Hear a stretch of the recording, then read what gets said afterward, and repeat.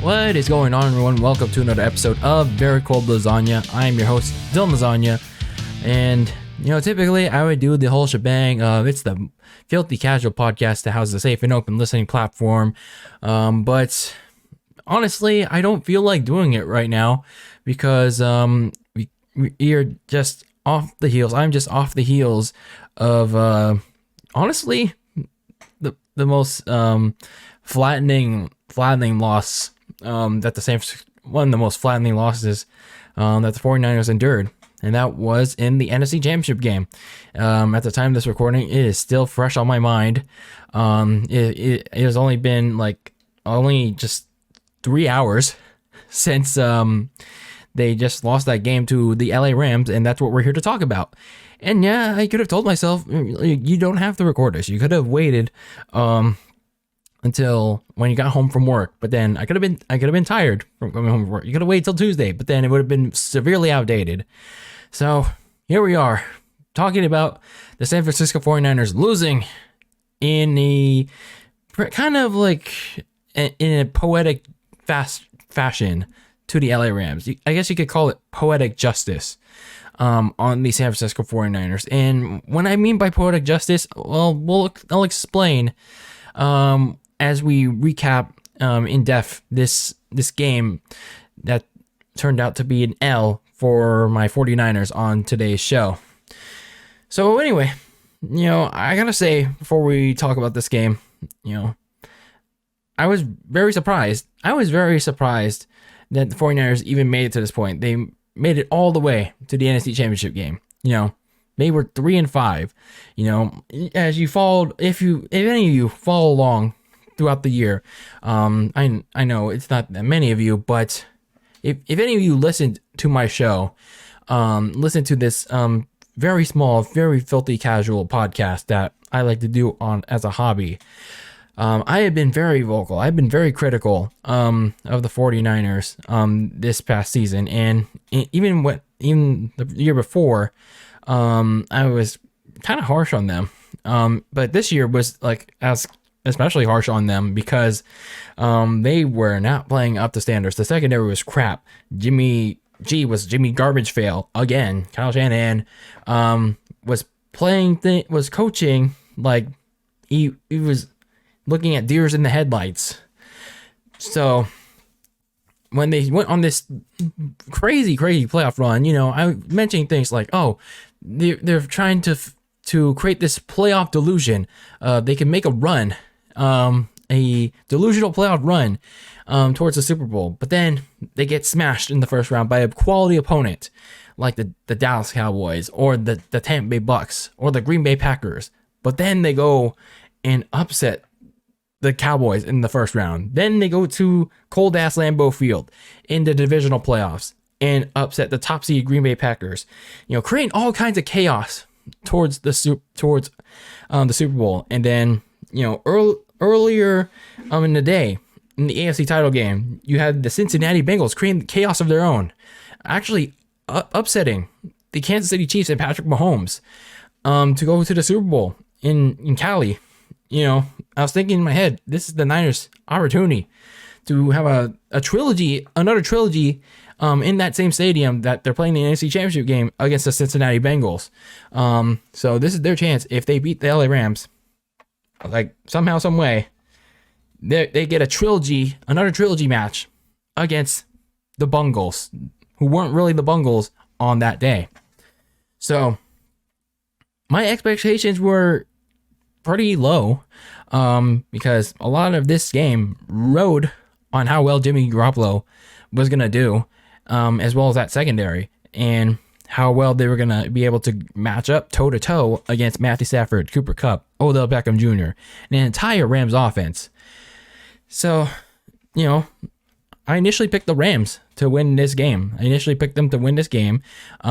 Because they just had the red-hot offense. They had a solid defense that can clearly outperform that Niners offense in Jimmy G.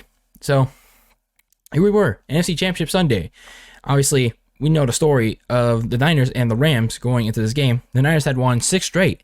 going into this matchup over the Sean McVay led Rams, including this season where the Niners completely tore the house down on the Rams at home on a Monday night, which began this entire delusional playoff prophecy. Back in week 10 on a Monday night, destroying the LA Rams. That when they were at one point 3-5, and then that began the playoff push for them. And then back in week 18, that's when they clinched their playoff spot. And when Matthew Stafford and the Rams were up 17-3, they had no answers for the Niners comeback. And the Niners forced overtime, and then they tied the game, or they took the lead late in the overtime period, and Matthew Stafford threw a pick to Ambry Thomas, and the Niners clinched their playoff spot as the 6th seed. And that's how they got in. And then we obviously knew, as I mentioned, with the 49ers playoff journey, beat the Cowboys, beat the Packers, and they're back in the same stadium that they clinched their playoff spot in against the LA Rams.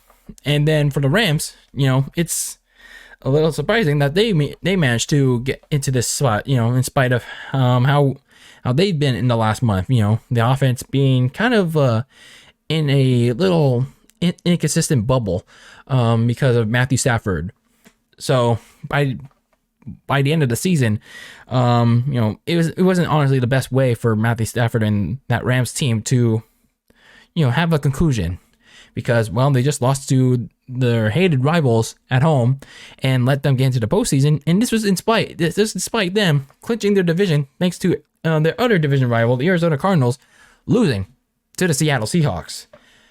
But I guess that was the gut punch that they needed to make this run of their own.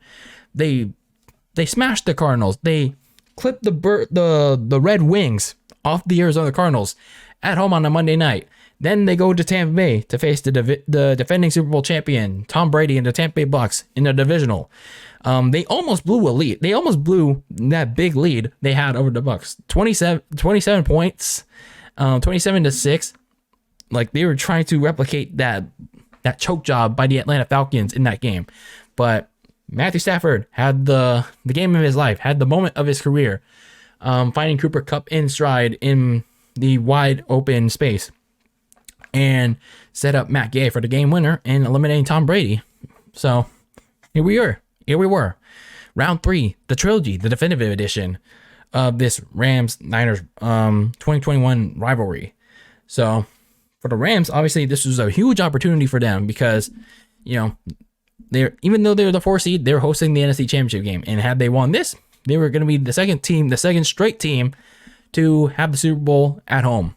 And obviously the first ever team to host the NFC Championship game and host the Super Bowl at home. So for the 49ers, obviously the story is clear. Like, they want to beat their rivals 3 in a row and then go on to face the Cincinnati Bengals in the Super Bowl. So some of the biggest storylines going into this game was obviously the Rams' ability to overcome their biggest kryptonite in the biggest stage, that is the NFC Championship game, so they could play the Super Bowl at home. And obviously something to monitor for the 49ers was the health of their left tackle Trent Williams, because he was dealing with a high ankle sprain, and it became clear that they didn't know if he's going to play or not, and it turned out he did. So, I mean, going into this game, both teams were going in like full strength, all hands on deck. So, again, I mentioned at the top of the show, I initially picked the Rams to win this game. I initially picked them to win because they possess a strong matchup on offense that couldn't be matched by the Niners defense. I thought that the Niners defense, especially in the secondary, was eventually going to have a letdown. Like, somewhere in my head, just thinking that like it was gonna get exposed big time. And then for the Niners offense, a lot was going to ride on Jimmy G. So I don't want to repeat too many points I mentioned earlier. So I initially picked the Rams. So we get into the game itself, and the Niners already imposing their will, not just from the fan perspective, because a lot of Niner fans, invaded SoFi Stadium again. That's the positive thing. That's the positive thing I can give about that. So the Rams quickly go 3-and-out. The defense really did its part early, especially in the front seven. And it was already well and clear that both teams are going to get affected by the crowd noise. Both of them doing silent counts all game long. And then, on the first offensive series, Jimmy G had a chance to get the early 7-0 lead, but again, overthrew George Kittle wide open. And again, they had to punt. So very early on, both quarterbacks are getting very phased by defenses in the opening drive.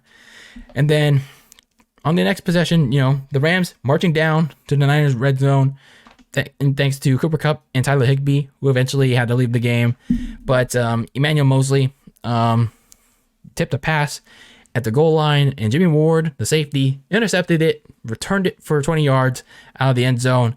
So this was a very good goal line stand by San Francisco.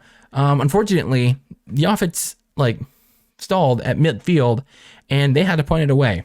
And for the Rams, they were pinned deep after that punt, and it could have been another 3-and-out for the Rams, but Ambry Thomas, returning from injury after a 1-week layoff, he held on to Van Jefferson a little too much. He didn't need to. I guess he forgot how to play defense, because he did not play good in this game. He did not. Let's be clear about that. Ambry Thomas, I know, he's a rookie. It happens. He hasn't played too much playoff football, but he had to remember that you don't tug on the jersey. You don't lapse on your coverages. Here, he got arrested for pass interference. As the Rams kept the drive going, they marched slowly down the field with the running game, something that the Niners couldn't get going. And then going to the second quarter, the Rams went on this very long drive, beating the Niners at their own game, honestly, with the running game, with Cam Akers and Sony Michel. And when they went to the passing game, they decided to pick on Ambry Thomas the most, because rookie. And he was actually pretty doing pretty bad. I'm sorry if I'm lapsing on my words, but he was reading coverages not well. He was he was staring down at the quarterback, and then he went shadow man to man with Cooper Kupp, or whether it's Cooper Kupp or Odell Beckham Jr. on his end. He would just let them pass by. He would let them slip. He just let them slip by like a little weasel. And when he notices that, I let them pass by, it's too late already. It's too late. So Cooper Kupp, that's a wide open touchdown. Rams take the first lead, 7-0.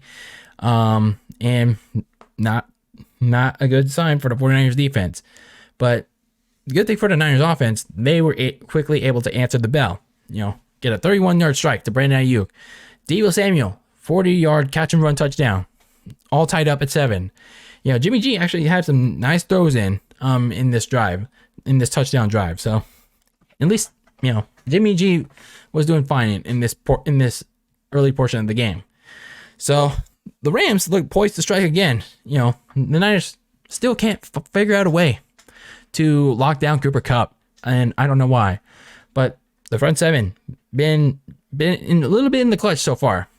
Getting enough pressure on Matthew Stafford, forcing him into mistakes, forcing him just to throw that ball into the ground. And they held him to a field goal attempt. Okay, Matt Gay is going to kick this straight into the uprights, right? Wrong. He completely missed it.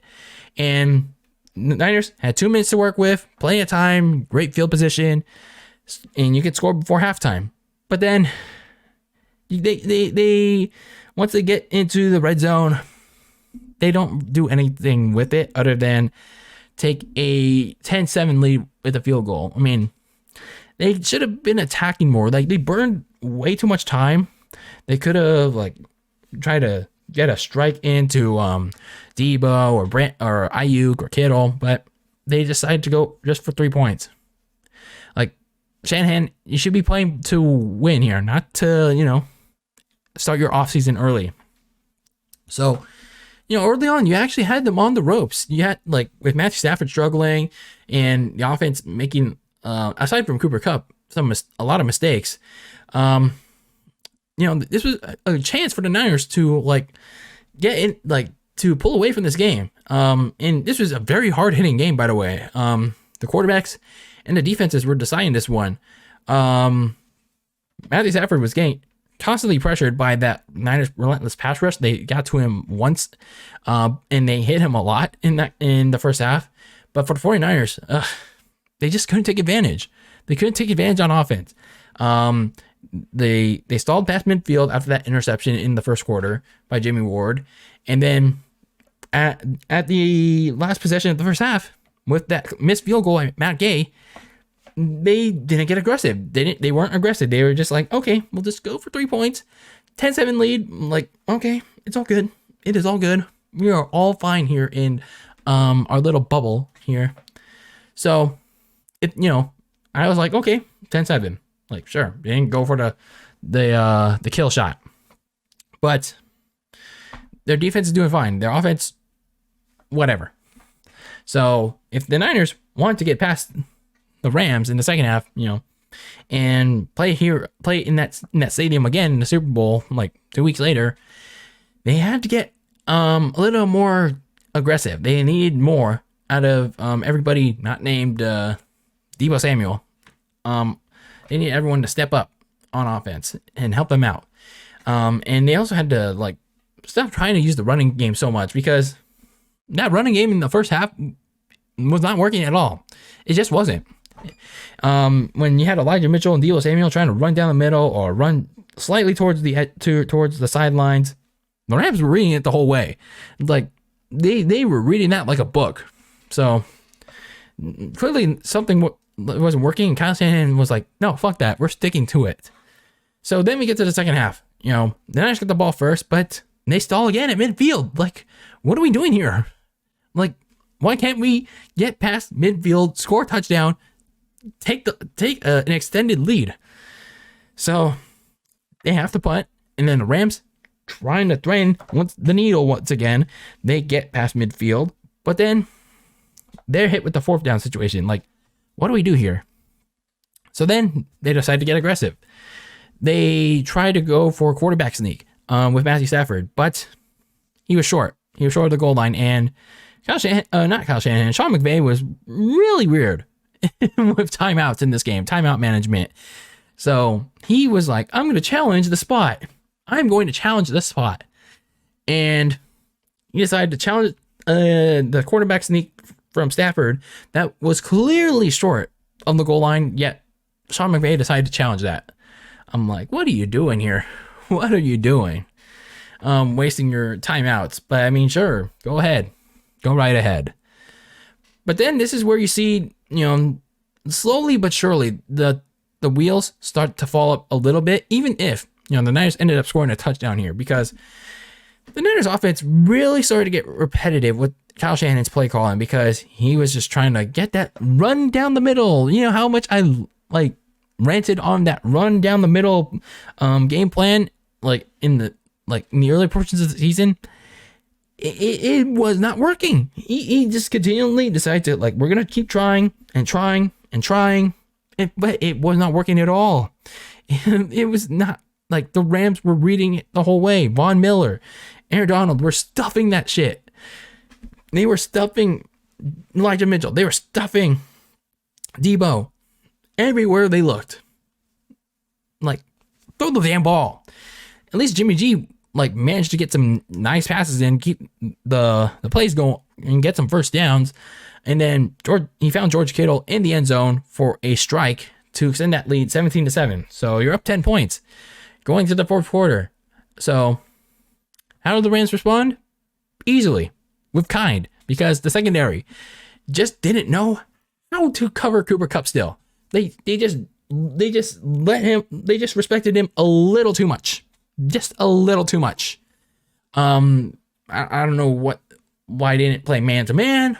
They just played way too much zone defense. In other words, they're spread out all over the field, and then once they notice the receiver coming towards them, oh, that's when we'll get him. But then they were like social distancing their asses away from Cooper Kupp and just let him get the first downs or the touchdowns. They're also social distancing away from Odell Beckham Jr., who, by the way, baited Aziz Al-Shaair into a taunting call. Like, dude, like, you can't be doing that, my guy. You can't. You cannot. So anyway, you know, the Rams quickly marched back into the red zone because our secondary sucks ass, and you know, our secondary sucking ass started to affect the 49ers pass rush, like, because they couldn't get anything going, and you know, it ended up helping the Rams offensive line. So eventually Matthew Stafford gets the touchdown again to Cooper Kupp, and there are 17-14. The Niners really need to start racking up some points here, but they decide to, you know, go for the tried and true formula. Running down the middle, running down a dream of all misery. The runs in the middle are not working.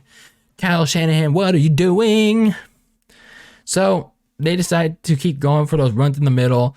Like Kyle Shanahan was play calling like a conservative pussy in this big playoff game. But they did manage to get to past midfield again. But here's the problem. It was 4th and 2. It was 4th and 2.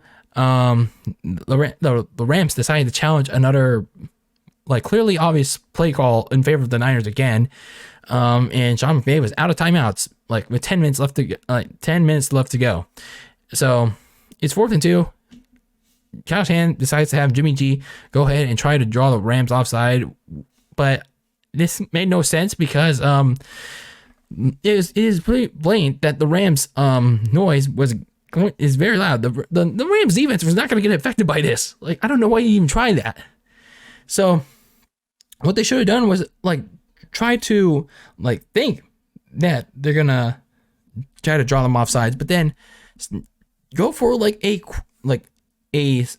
snap that ball and go for a quick throw to Ayuk or Debo on the outside, and then reach for the first down marker. That's what they should have done. Not try to do this conservative shit. You have to play to win. Be aggressive for once, man. But I don't know. This is just like Super Bowl 54 all over again. So they punt, and then the defense collapsed again.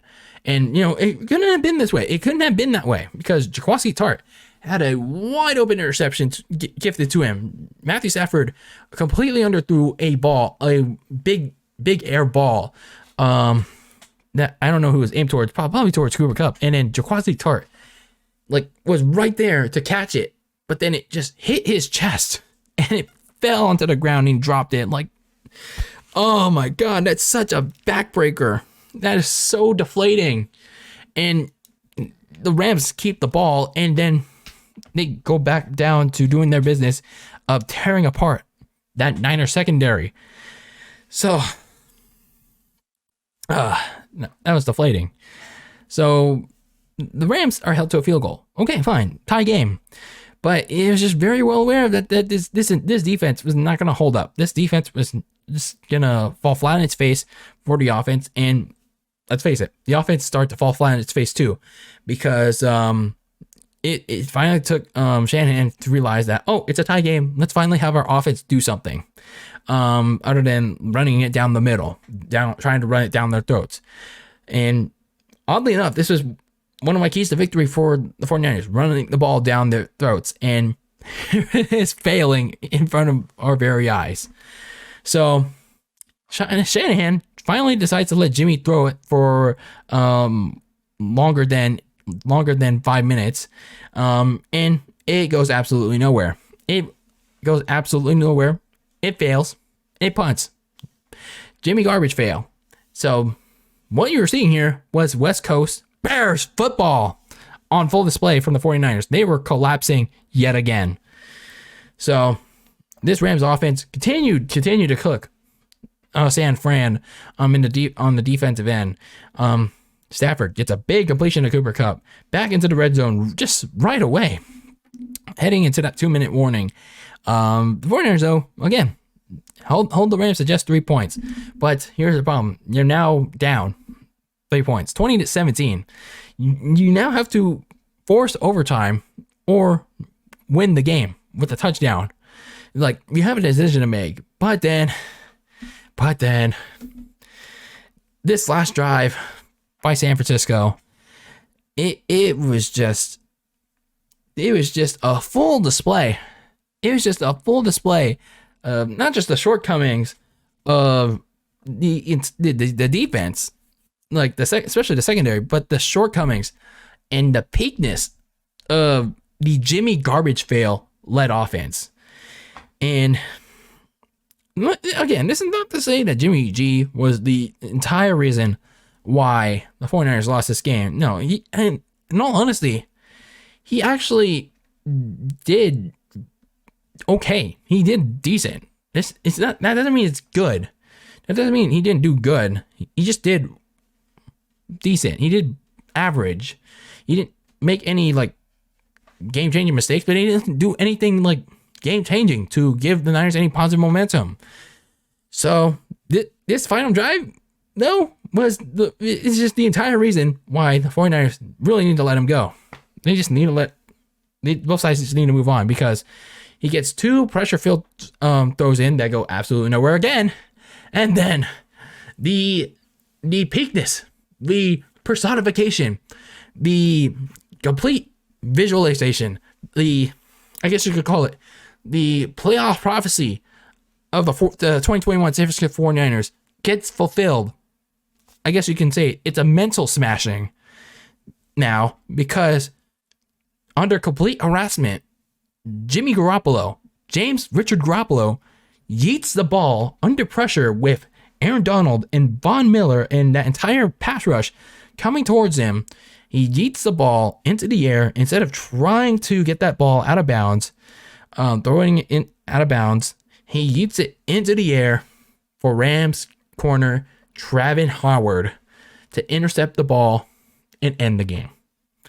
A personification, a visualization of West Coast Bears football. So the Rams going on to the Super Bowl, playing it in their home stadium, the second team in NFL history to play the Super Bowl in its home stadium, the second straight one, and the first team to win the NFC Championship in their home stadium and play the Super Bowl in its home stadium. So, deflating end to the 49ers season. But again, I'm just very surprised that they actually made it here to this point. But this was just a total team collapse. I mean, for as much as we want to blame Jimmy garbage fail for this loss like entirely, I mean, let's face it, the defense, like this defense sold. This defense fell on its knees, is begging on its knees for the Rams. So the defense, the secondary couldn't cover Cooper Kupp. They couldn't cover OBJ. They couldn't even cover a guy named Blanken Keaton, whatever the backup tight end's name is, after Tyler Higbee went down. So they couldn't cover just about everybody. And that exposed the entire issue of the 49ers this entire season, that they don't have a locked down corner. They don't at all. Like, it's certainly not washed ass Josh Norman. It certainly isn't Dante Johnson. And I'm sorry to say it, but K1, like, none our corners, they're not great. Then I don't know if I can consider them good. They didn't play good at all this year. They were giving up big play after big play, and like small plays turned into big plays. And I know the NFL is an offense-driven league, but you have to make some big moves on defense. You gotta to stop the offense from producing. And yet 49ers continually did that all year, and it showed up big time in this game. So the defense, the secondary completely collapsed, and it affected the pass rush, because once the pass rush was contained by the offensive line of the Rams, they were gonna freely pick on that secondary. So For Kyle Shanahan, I don't understand what went wrong here. I don't understand. Because he knew the formula of success against Sean McVay and these LA Rams. He bit them 6 in a row. But then all of a sudden, when you get to the NFC Championship, you get one game away from playing in the Rams' house for Super Bowl 56 against Cincinnati Bengals. You dip. You're just like, nope, I don't want any part of that. I'm just like, let's just move on. Let's just like not play in the Super Bowl. He disappeared again. He still apparently doesn't know how to keep his foot on the gas pedal. He apparently doesn't know how to keep scoring in the biggest of games. And even I don't care if it's Jimmy G with your quarterback. I don't care if it's Matt Ryan. I don't care if it's soon to be Trey Lance under center. You have to keep your foot on the gas pedal. You can't be conservative with a big ass lead. And he was doing the same thing over and over and over again, trying to get things working. That wasn't working, which the Rams completely balled up in the running in the middle run game. And I know Jimmy G is Jimmy Garbage Fail, but this was the game. This was the game that Kyle Shanahan could have had Jimmy prove that you want one last shot. You want one last shot for you, Mr. James Richard Garoppolo, to prove that your naysayers wrong. This is the game. I mean, he did that for at least one half and a couple minutes in the third quarter, but then Kyle Shanahan decided to go conservative, and Jimmy G did Jimmy Garbage failed things. So I will say this. The Niners surprised me. They made this deep into the postseason. They caused a lot of chaos. We're getting a Super Bowl now that nobody expected. This late in the season. The Cincinnati Bengals, from the worst team in the league 2 years ago, to having that number 1 overall pick on Joe Burrow that got injured. 5 or 8 weeks into the season with that torn ACL, and now they're in the Super Bowl. They're going to LA to face the hometown Rams, who traded all these picks for Matthew Stafford, and they have a little bit of a collapse in the second half of the season, but they pick it up back together and they move on. But there's always that X factor in the 49ers, because they upset the top seeded Packers, they beat the Dallas Cowboys and all that. But in the end, their biggest flaws in Jimmy Garoppolo and a terrible corner group, it caught up to them. It just simply finally caught up to them. And there's literally nothing else to blame. Again, total team collapse, and you can't blame the referees. You can't blame the Rams playing, I guess you could say, worse than them. This is on the 49ers. This was on the 49ers not playing more aggressive, not playing like total underdogs, like with more conviction. This was just a team that played too conservatively towards the end, and the wheels just came falling off that school bus. And those, like I said, those two limitations, those two weaknesses got exposed in the NFC title game, and it finally caught up to them. So overall, surprising season for San Fran after a very shitty start. But I don't know. It would have been weird for them to win a Super Bowl with this crop. So quickly, some winners and losers. Obviously, the team MVP is clearly Deebo Samuel. He just tried to do everything he can. He didn't do as much aside from the touchdown. He was clearly the number 1 target on the Rams defense, and he is getting bottled up everywhere he went. But man, this dude has a lot of heart. He's gonna get a massive contract extension, and we'll see how he follows up this season next year.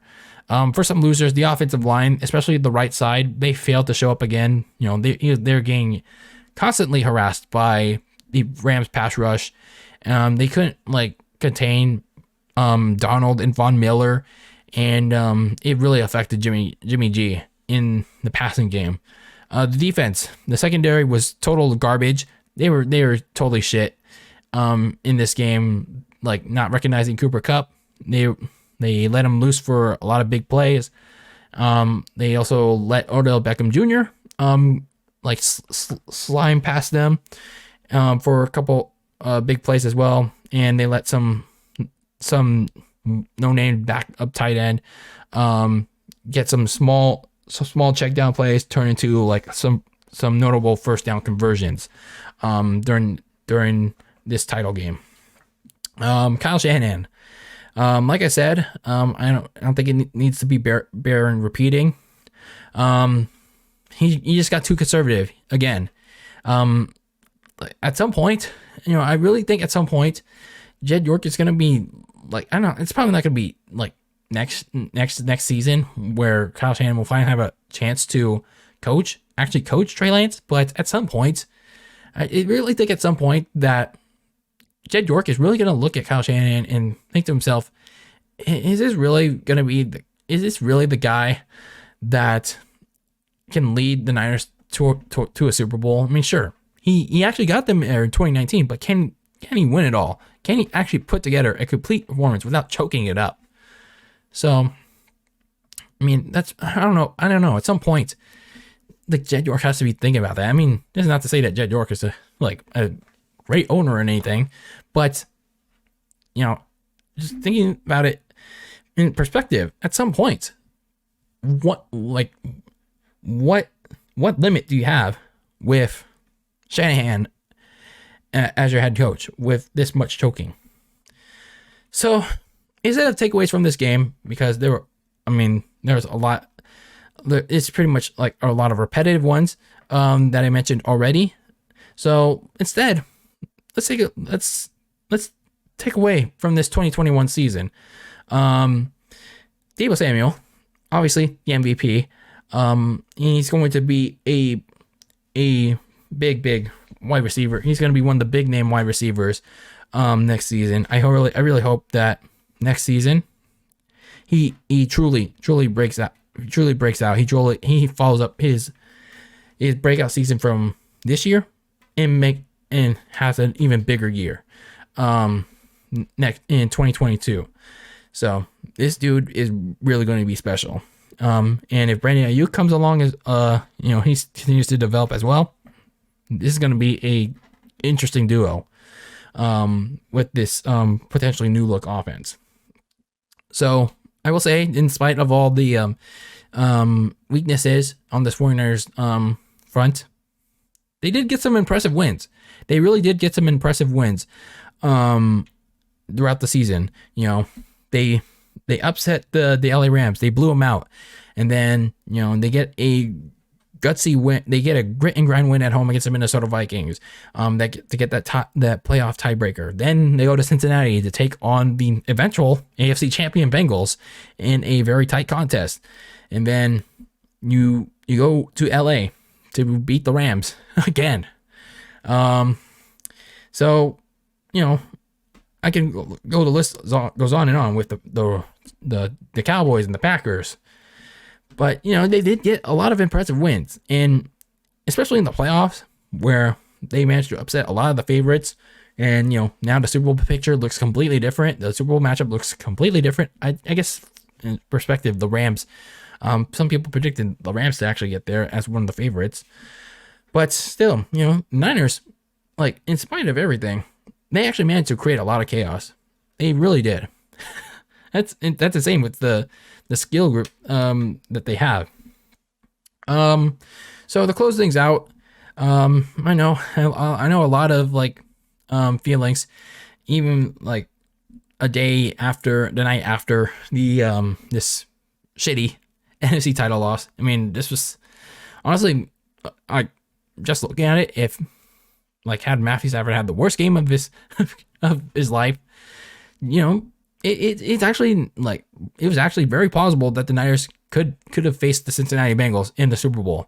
It really was. With that pass rush playing well, And then you get some timely plays against the secondary, from the secondary, and Jimmy G takes care of the football, and the running game was serviceable. You could have actually seen it, but the Rams just outplayed the Niners. And Sean McVay outcoached them. The Niners completely collapsed. Here we are. So to close out today's episode, let's take an early look at the 49ers offseason. Obviously, we're going to be taking a look at them in depth when we do the season recap for my 49ers in due time. But the first order of business for them going into this offseason is they really got to start looking for trade partners for Jimmy Garoppolo. I mean, it is honest to God, absolutely time. It is just time to send Jimmy Garoppolo on his way out. I mean, let me just say this, okay? For all I've said about Jimmy Garoppolo, Jimmy garbage fail, and all that, I like the guy as a person. I think he has a charming, a nice personality. I think he's a good person. He's clearly a good influence on that locker room.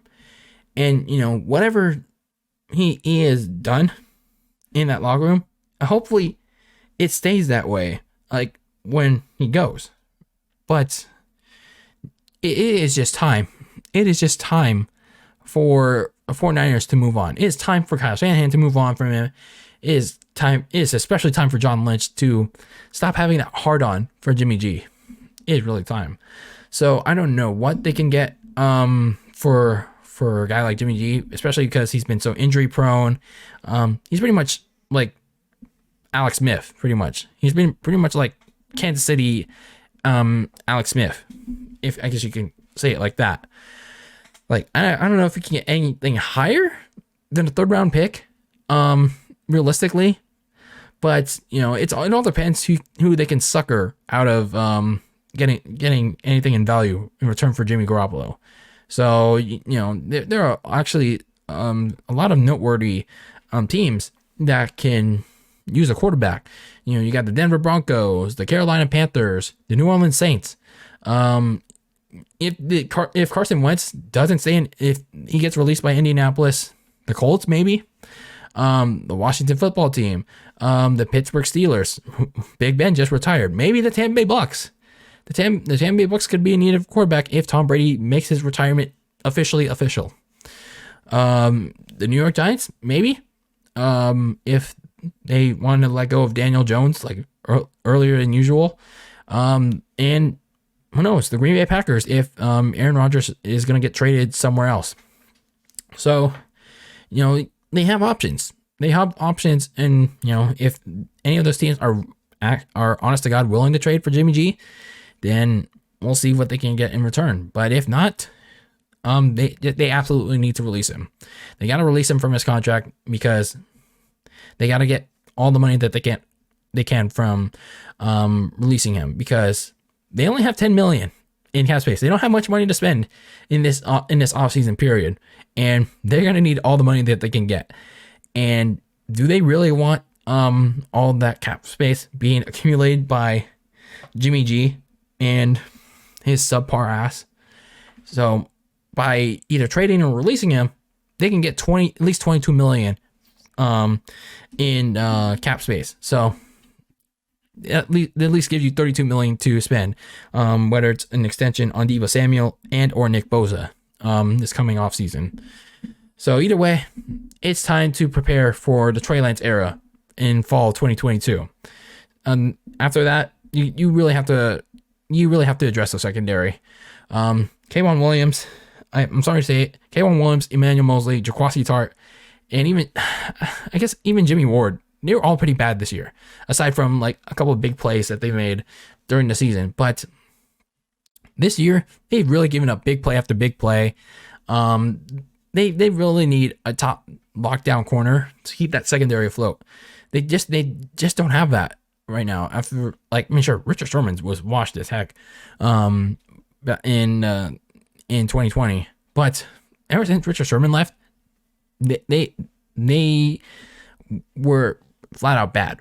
They were flat out bad this year. So there's one name on the market that I personally interested in is Stephon Gilmore, the former corner for the Patriots and for the Panthers. I think he's a free agent starting in when the period starts. But if I'm the Niners, the Niners should be making at least some kind of push for him, because that secondary needs serious work. They absolutely cannot go into 2022 and go with that same cornerback group. Like at least not the entirety of that corner group, because they were stinking up the joint for most of the season. And then lastly, they need a little bit of a revamp on the offensive line, especially the right side, because Tom Compton and Daniel Brunskill and whoever their O-line coach was during the season, they were ass. They were booty cheeks. They've been acting like they are ghosts. They are ghosts they're playing against in the pass rush, and they were allowing way too much pressure on Jimmy G. So the left side is already solidified with Trent Williams, but John Lynch really needs to find a quality right tackle with whatever money he'll have left for free agency. So you have to fortify your offensive line. You got to fortify the secondary with the top corner. And first and foremost, you got to just move on. You have to move on from Jimmy Garoppolo. Because as we saw in the NFC Championship game, as we saw for much of the 2021 season and everything like after the Super Bowl in 2020, Super Bowl 54, Jimmy G is not the long-term answer here. He is just not. He is just an average at best spot starter at this point. Good guy, but not a good player. So I know for a lot of people this still stings. If you're a Niners fan, for a Rams fan, good for you. You know, I'm glad that Rafi Stafford trade is paying off.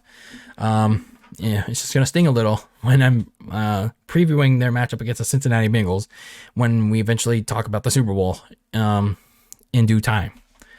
So for my 49ers fans, what do you all think about this